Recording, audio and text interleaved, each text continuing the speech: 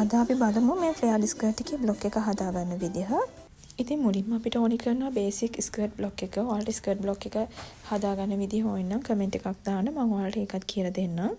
ඊට පස්සේ මුලින්ම අපි ඉන රේඛාවේ ඉඳන් සෙන්ටිමීටර 5ක් පහලින් වෙන මේ විදිහට රේඛා දෙකක් ඇඳ ගන්නවා. ඉනේ බෑන්ඩ් එක තමයි අපි වෙන් කරගන්නේ. ඊට පස්සේ ඇඳපු රේඛාවෙන් ඉඳන් මේ පෙනෙන විදිහට පහළට ෆ්ලෑෂ් ලයින්ස් ටිකක් ඇඳ ගන්න ඕනේ. අපි මේවට කියන්නේ ෆ්ලෑෂ් ලයින්ස් කියලා. මේ වගේ කට් මාක් දාන්න ඕනේ අපි.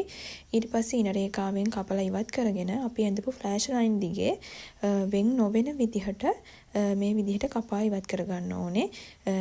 අන්තිමට ෆ්ලෑෂ් ලයින් එකේ අග කොටසෙන් වෙන නැති වෙන්න අපි කපා ගන්න ඕනේ. ඊට පස්සේ අපි වෙනම ලොකු කඩදාසියක් අරගෙන මේ කපාගත්ත කොටස් ටික අපේ ෆ්ලෙයාර්ඩ් එක ඇති හිතෙන ප්‍රමාණයට සාමාන්‍යයෙන් අඟල් 2ක් විතර පරතරය තිබුණාම ඇති මේක ෆ්ලෑෂ් ලයින් එකක් අතර. ඊට පස්සේ වෙනත් කඩදාසියක මෙන්න මේ විදිහට ෆ්ලෑෂ් ලයින්ස් කපපු කොටස් ටික මේ විදිහට ඈඩ් කරගෙන අලවා ගැනීමක් කරන්න ඕනේ.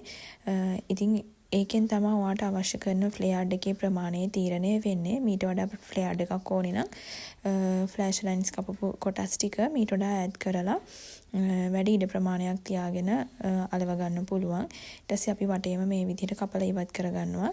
ඊට පස්සේ පේස්ට් එකේ බෑන්ඩ් එක කපලා ඉවත් කරගත්ත කොටස මේ විදිහට තියලා අලව ගන්න ඕනේ. මේ විදිහටම ඔයාලට ඉදිරිපස සහ පිටුපස කියන කොටස් දෙකම කපලා සාදා ගන්න පුළුවන්. ඉතින් ඔයාලට ඕන ඩිසයින් එකත් කමෙන්ට් එකක් දාන්න. ඊළඟ වීඩියෝ එකෙන් ඒ ඩිසයින් එක හදාන්න ඕනේ බ්ලොග් එකත් මම ඔයාලට අරගෙන එන්නම්. ඉතින් ඔයා කැමති ඕනෙම ඩිසයින් එකක පැටර්න් බෝඩ් සෙට් එක හදාගන්න ඕනේ නම් මේ පේන WhatsApp නම්බර් එකට මැසේජ් එකක් දාන්න.